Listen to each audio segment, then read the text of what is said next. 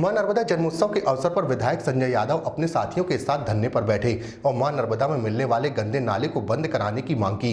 दरअसल मां नर्मदा में मिल रहे गंदे नाले के विरोध सहित मां नर्मदा को प्रदूषण मुक्त बनाने की मांग को लेकर आज कांग्रेस विधायक संजय यादव सहित भारी संख्या में नर्मदा भक्त धरने पर बैठ गए और जमकर नारेबाजी करते हुए मां नर्मदा को प्रदूषण मुक्त करने की मांग की गई। विधायक संजय यादव ने जानकारी देते हुए बताया कि मां नर्मदा में लगातार मां नर्मदा के जल में गंदे नाले का पानी मिल रहा है, जिससे लगातार नर्मदा जल प्रदूषित हो रहा है। तो साथ ही जगह जगह अवैध तरीके से नर्मदा घाटों से रेत निकाली जा रही है, जिस पर रोक लगाने की मांग की गई।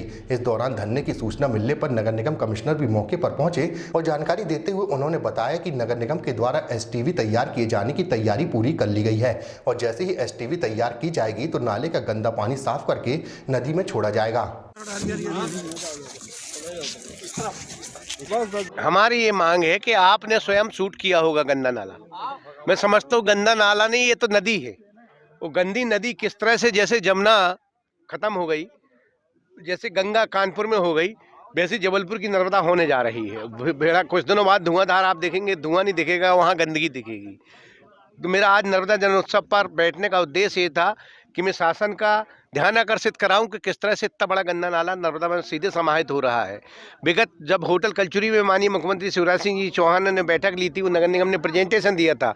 उस नगर निगम के प्रेजेंटेशन में कहीं भी ये जिक्र नहीं था इस बात का कि गंदे नाले रोकने के लिए नगर निगम की क्या कार्य योजना है या किस तरह से इस नाले में ट्रीटमेंट प्लांट लगाएगी। मैं 2012 से इसकी लगातार लड़ाई लड़ रहा हूँ। मैंने माननीय उच्च न्यायालय में इसकी याचिका दायर कर दी थी, वो नगर निगम उसका जवाब नहीं दे पाया। उसके बाद वो याचिका एनजीटी में ट्रांसफर हो गई भोपाल। अब मैं ये आगामी विधानसभा के सत्र के माध्यम से वो मुख्यमंत्री जी का ध्यान इस बात का आकर्षित कराऊंगा कि आप नर्मदा सेवा यात्रा के दौरान ये कह के गए थे कि नर्मदा जी में गंदे नाले नहीं मिलने देंगे, लेकिन किस तरह से गंदा नाला मिल रहा आपने स्वयं शूट किया होगा।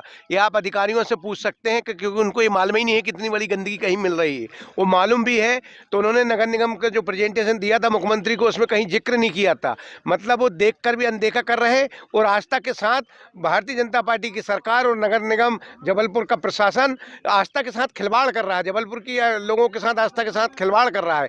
अभी नगर निगम चुनाव आएंगे, ये मुद्दा रख देंगे हम ट्रीटमेंट प्लांट लगाएंगे। 15 सालों से क्यों नहीं लगा पाए? तो ये कुल मिलाकर गुमराह भ्रमित किया जा रहा है।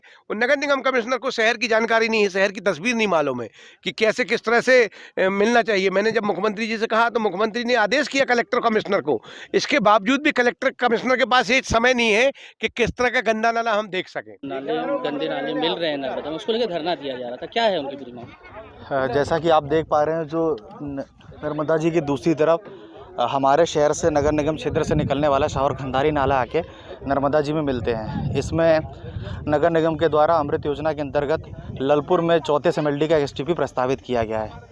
उससे जुड़ी जो भी औपचारिकताएँ थी वो सारी पूर्ण कर ली गई हैं और बहुत जल्दी वो एसटीपी का निर्माण कार्य प्रारंभ हो जाएगा। जैसे ही एसटीपी ऑपरेशनल हो जाएगा तो जो नाले का गंदा पानी है उसको ट्रीट करके साफ़ पानी नर्मदा जी में लाया जाएगा। लगभग